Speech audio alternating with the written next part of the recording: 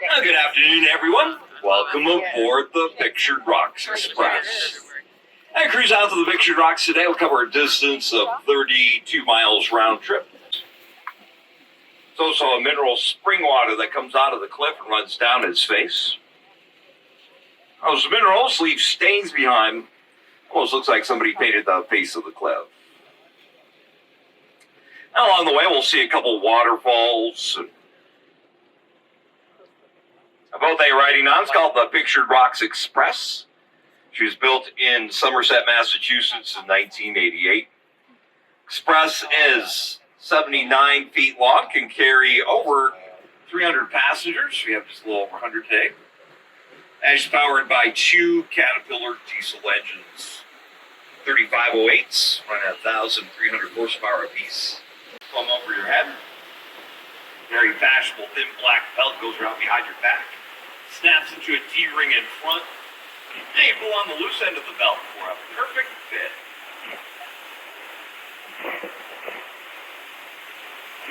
That's all there is to it.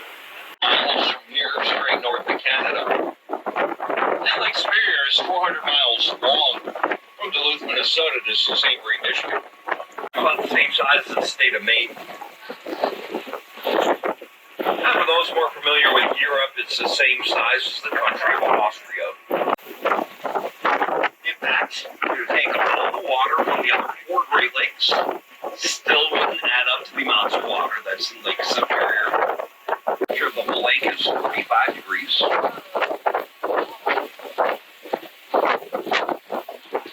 Lake Superior is not only the largest of the Great Lakes, it's also the deepest, at 1,300 feet deep. The roughest waves can get up to 30 feet high. The coldest surface water temperature right here is 60 degrees. Bottom of the lake stays 40 degrees year round. That's by far the cleanest of the Great Lakes.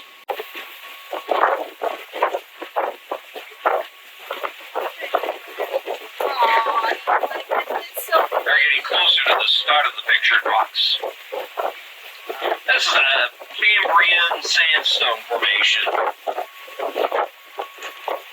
Cambrian means the rocks started forming over 500 million years ago. So when there's a shallow, saltwater tropical shoreline, the world's oceans near, and different layers of rock you see correspond to the different layers of sediment are laid down in the shallow water. Sediments made out of the beach sand material and cemented together with minerals. Area. Those glaciers help carve out the Great Lakes. Kind of the last one melted here, that meltwater carved out the channel and bay.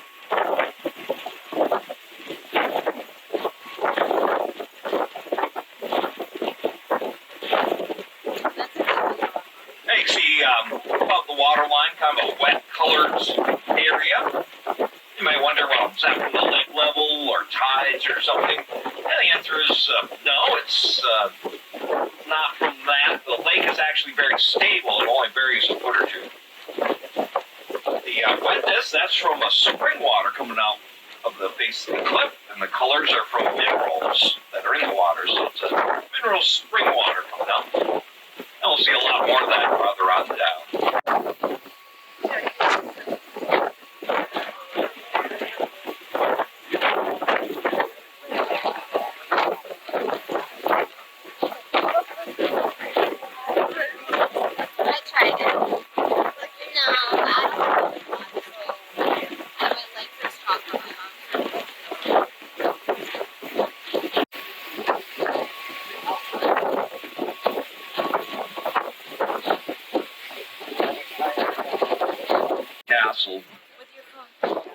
Formation is 95 feet high. And you see where the Park Service has constructed a few observation platforms up on top of the cliff. It's also a parking area with the information building a couple hundred feet back from the edge of the cliff. That's the only formation you can drive to. Get out here by taking H58 east out of Munising. Follow the road signs out to the castle. Take you about 20 minutes to get out here.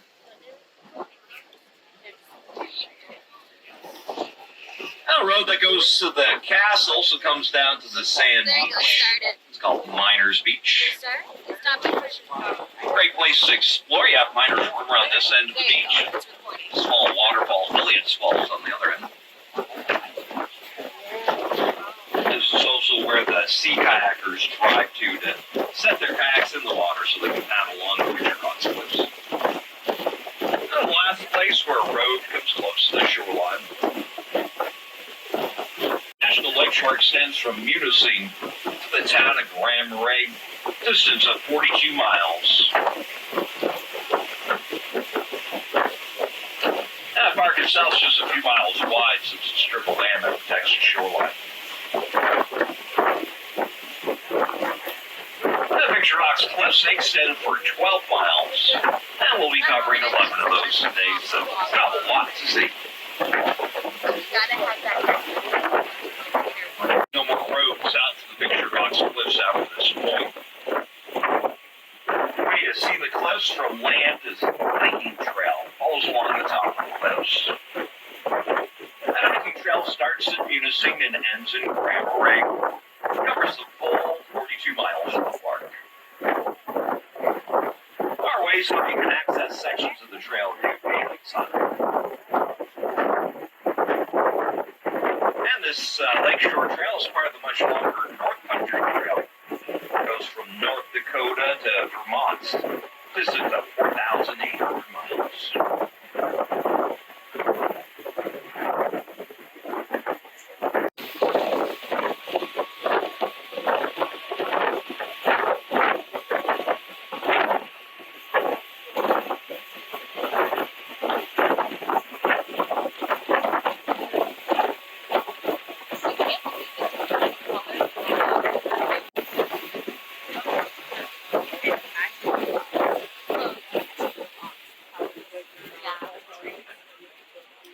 The next three large coves are called the Painted Coves.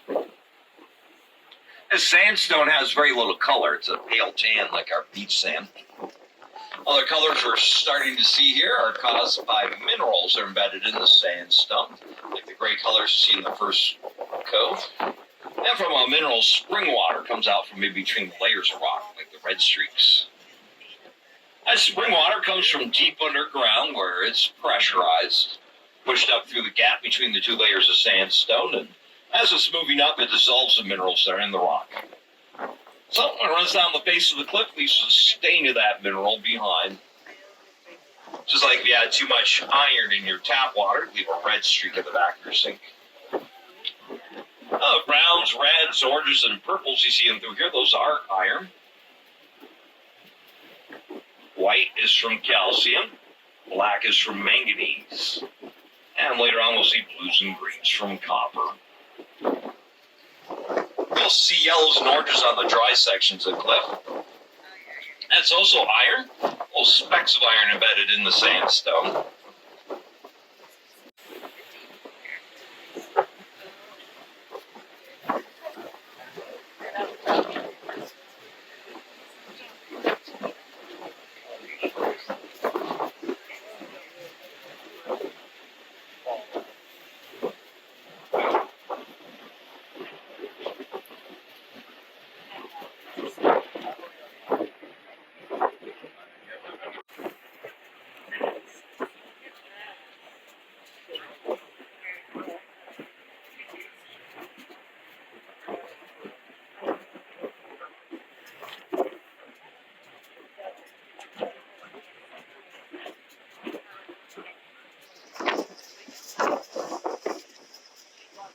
At the top of the cliff here, you'll see a large crack.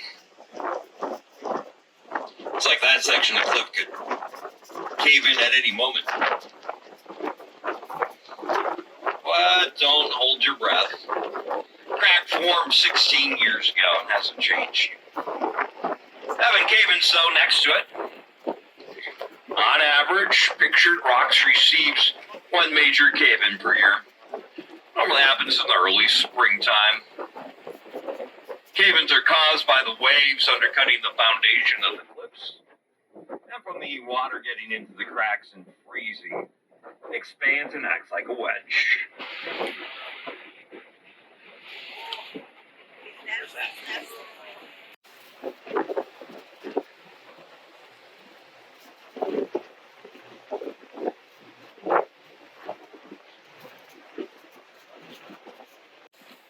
That fell down last summer.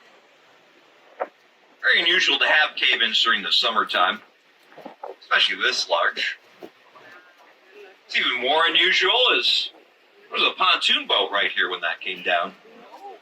Saw a few rocks dropping, so got their phones out and started videoing it. They captured that cave-in.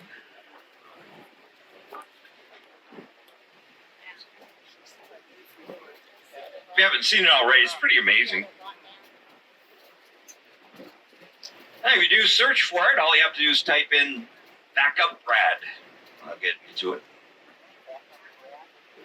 But yeah, I saw that one. Oh, the blue lanes are pretty.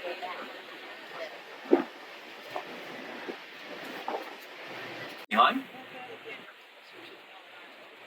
The heavy rain will wash the bright colors off, and then they slowly build back up over time. It's kind of like having a ever-changing painting on the cliff.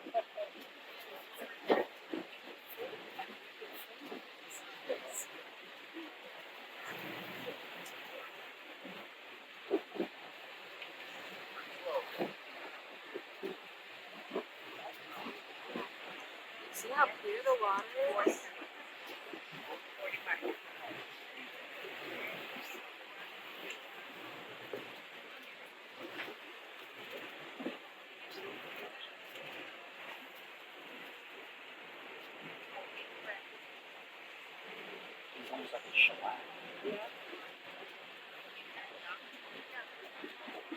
Be careful, don't drop your phone.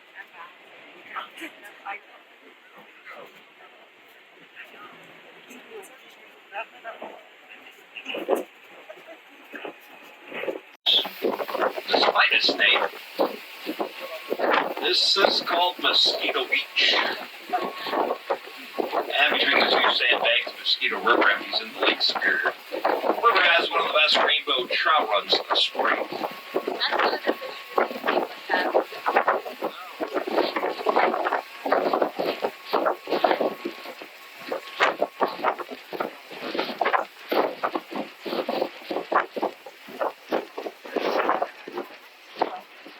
This is caves of all colors, created by the waves coming in, carving out the soft, thin layer of rock you see in the center of those caves. Gives the waves a foothold to pop off the harder layers of rock. And if you look up on top of the cliff, you can see what look to be little bushes. Actually, old, stunted trees. See, early in the wintertime, the waves will crash up against this cliff and go up over the top. Water will freeze on those trees, and by wintertime, there'll be 2 or 3 feet of ice on everything up there. And if you look down the shoreline, you'll see a formation with an archway. That's called Lover's Leap. It's got a heart-shaped archway. Tilt your head to the left, kind of looks like a heart laying on its side in the water. Do that heart thing with your fingers. I would not recommend to jump off of Lover's Leap. No matter how much you think you're in love, be jumping into only 3 feet of water. And that's the same reason we won't be bringing a boat through the archway.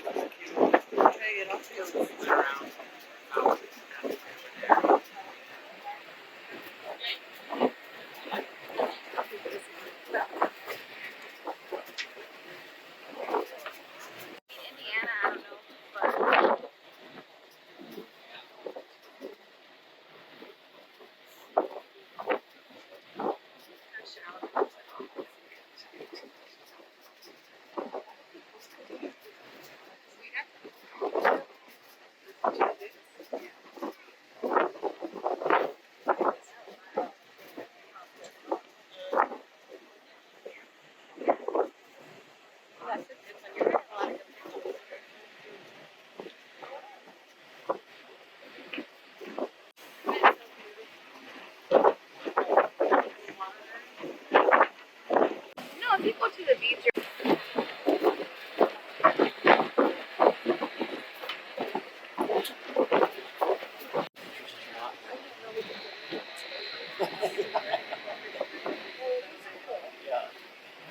Not all.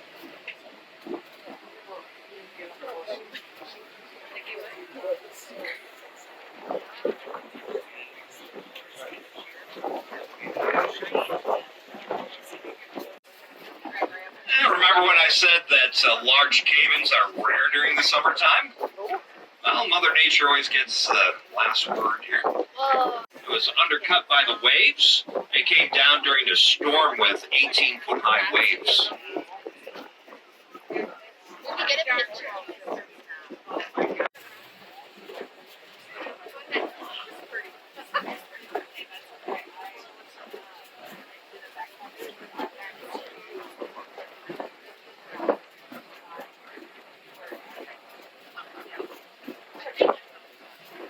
On the face of the cliff somewhat resemble the colors of the painted desert.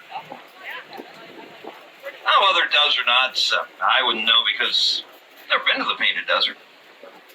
If you use your imagination, you can just about walk right off in the distance over there. That's the reason the pictured rocks received its name over 150 years ago. From people using their imaginations and seeing pictures on the face of the cliff. Some people see sailing ships, trains, Elvis. Maybe that Dan come up and tell me he saw Dwayne Johnson on the cliff. Rock. Get it?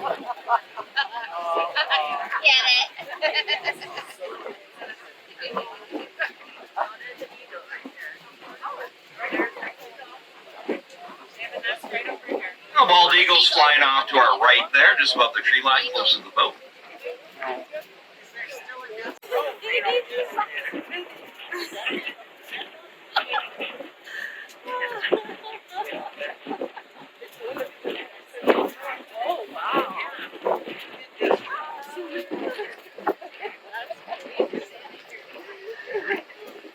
There's Indian Head Rock. It's tallest formation along the pictured rocks, just over 200 feet high. I'm having trouble picking out the profile of the head. The way I see it is with the outside of the point at the waterline as his chin. Has little caves under there, kind of looks like whiskers in the water. Midway up, large rock outcropping. Outside of the point there, that's the nose. And the nose goes up and arches back along with his forehead to near the top of the cliff. See a jawline coming out of the water, up to an ear with the white stripes on it, tree growing on top, and the hair flowing out the back like a boss. Old man's faced many of a storm. See how the wind and rain have sculptured the rocks up on top.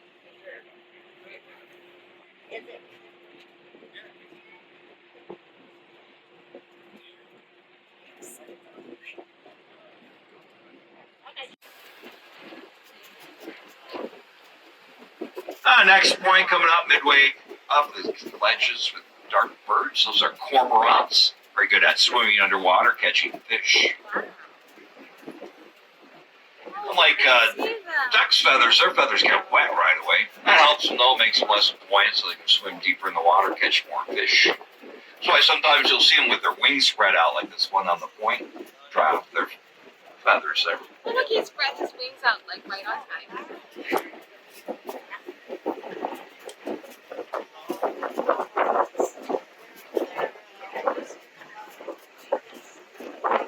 Point straight ahead of the boat, that's Battleship Rock.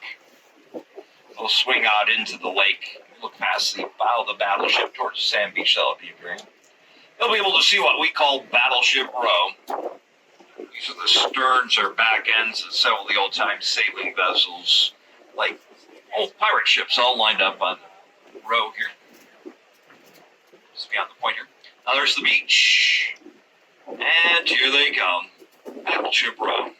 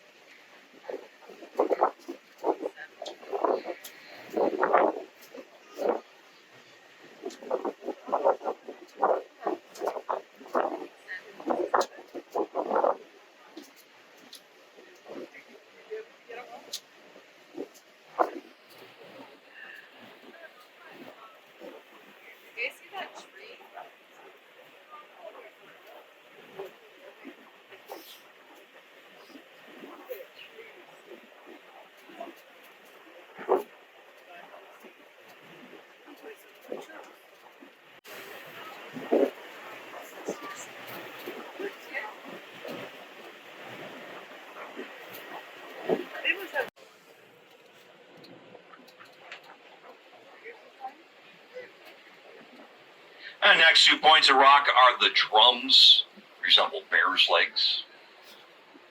And if you look up near the top of the cliff, you can see some interesting rock formations. There's a noise that go along with the drums when the waves get up to 15 feet high, come crashing into the caves and caverns along through. Some people say it sounds like thunder.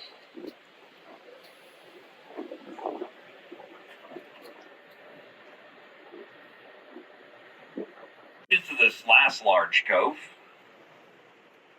It's called Chapel Cove. You know what?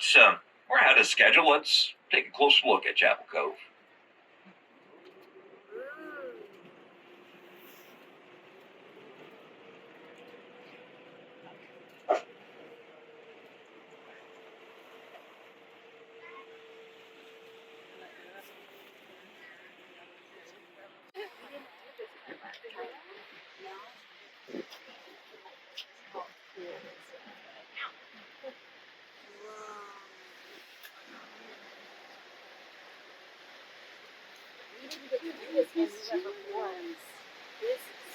This is the time we do our version of the 7th inning stretch. You want to stand up, get your legs stretched out. You can go to the railing if you want, look in the water. Feel free to get up and move around the boat.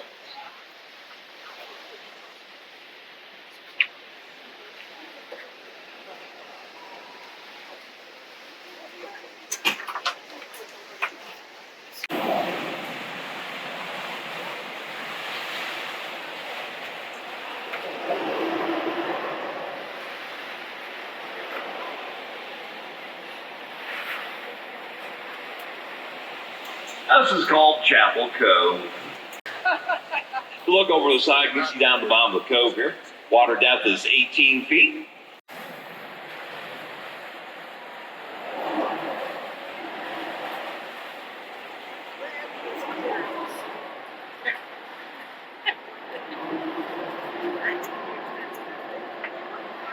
That's for a while. All the ice in the line. Oh, I know, so that's good. They can drop us a peanut butter.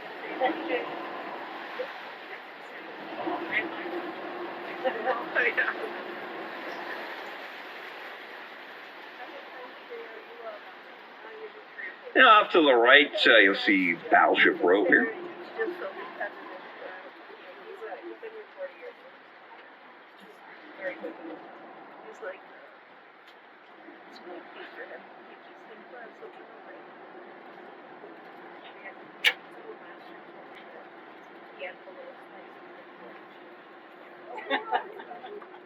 That was pretty cool. I know that. No, I wouldn't have thought that it didn't shape at all. No, you know, This sand beach is called Chapel Beach. It's also a favorite overnight camping spot for the hikers. you want to come here and go camping, no. Or you can take bikes and have a nice Eddie Bauer time. I'll come and visit you guys on a boat. Lower Chapel Falls. You see a footbridge going over it. That's by the Lakeshore Trail.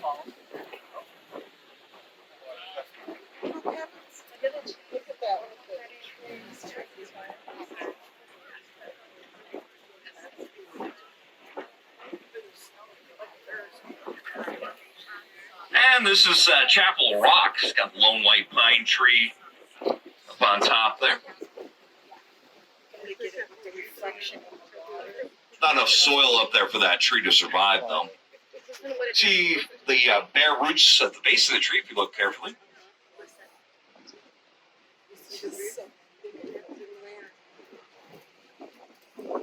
Only way it gets its water and nutrients is from the roots that hang over to the other side.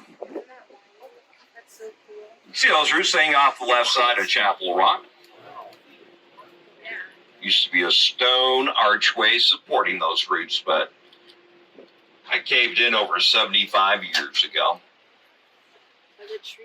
And a tree lives on. That's great.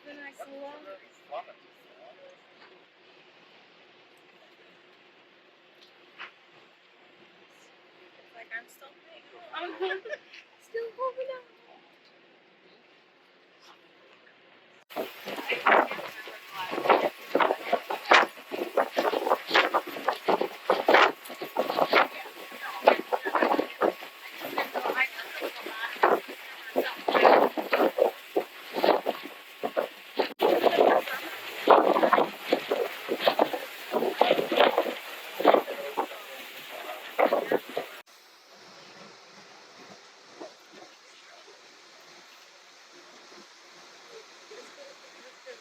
65 feet high. See the spray coming off the base of the falls.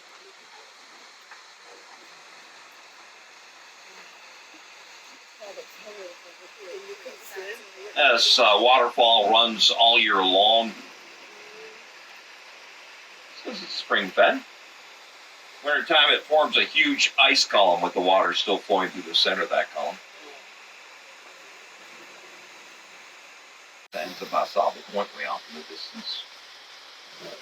Plenty to do in the park. Mentioned the hiking and camping. There's also drive-in campgrounds. Number of waterfall and beaches to explore. And the end of the park's town of Grand Marais. It's all connected by a highway called H58. Above sea level, so that puts the bottom of the lake at over 700 feet below sea level. And that happens to be the lowest point in the United States. Wow. That's the lowest point. On our return trip, we'll be taking the same route as we did on the way out. Some of these places, I'll try to get you in a little closer.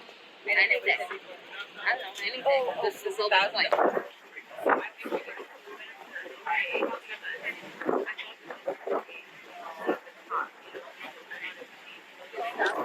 That like really short, but wide one. Yeah. Yeah. I like the little thing where the water. Through over the top of the archway and search for soil and water. They were over there around the lighthouse. The archway caved in over 75 years ago, leaving the roots behind. 4 years ago, they came out with a Michigan quarter, has Chapel Rock on the back of it. So if you check your change, you might find you have a Chapel Rock in your pocket.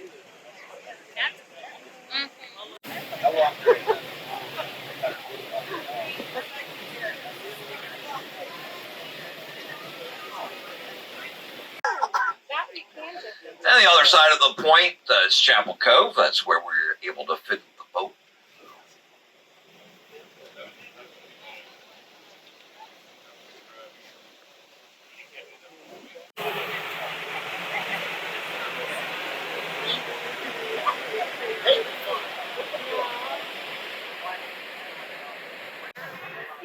You did, and you couldn't just sit on the boat. Because I gave her to him. I'm so confident. Ground up grains of garnets, red gemstone, that in the sandstone. No, I don't like that. You can also find that on some of our beaches, like Sand Point, places there with pink sand. Shaped archway. Till your head to the left kind of looks like a heart laying on its side in the water.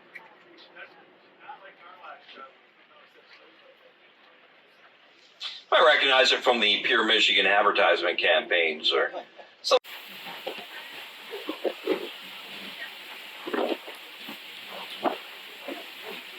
The low area in through here is Mosquito Beach. Drive within 2 miles of the beach, hike the rest of the way in. Picture Grand Island has 2 islands, one large and one small, connected by a mile-wide strip of land at distance. Creates 2 large bays in between the 2 sections of island.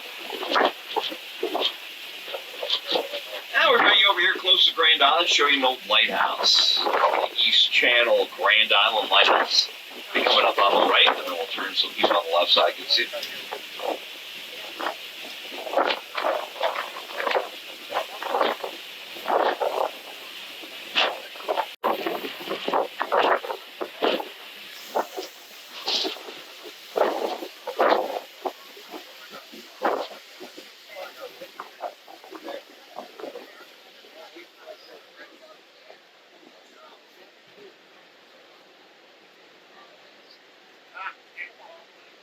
This is East Channel Grand Island Lighthouse, built here just after the Civil War ended, completed in 1867.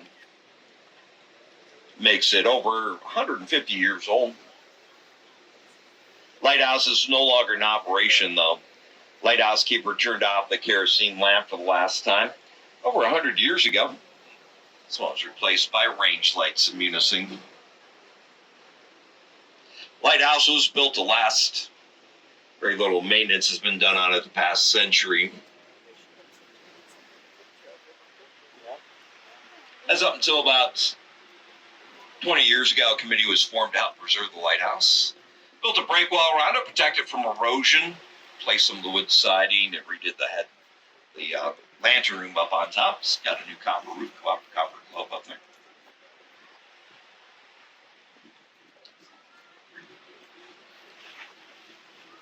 That's the last section of private land left on Grand Island. Each person owns a piece of property right here. Also owns part of the lighthouse.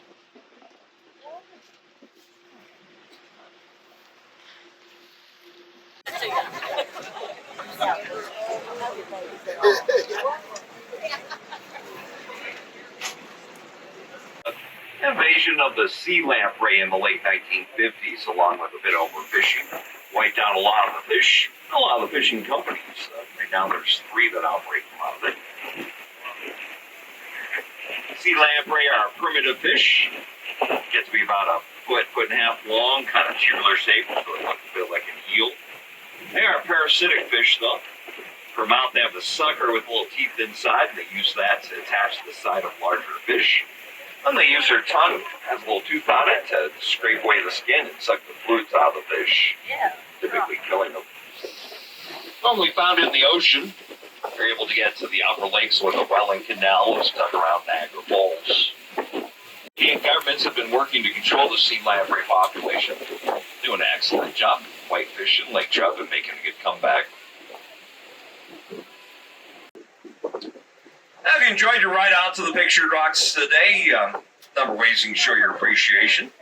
You can go online to review sites like TripAdvisor, Google Maps, leave reviews there. You can also hashtag Pictured Rocks Cruises on your photos and videos that you post in 1980. That's where I went to school.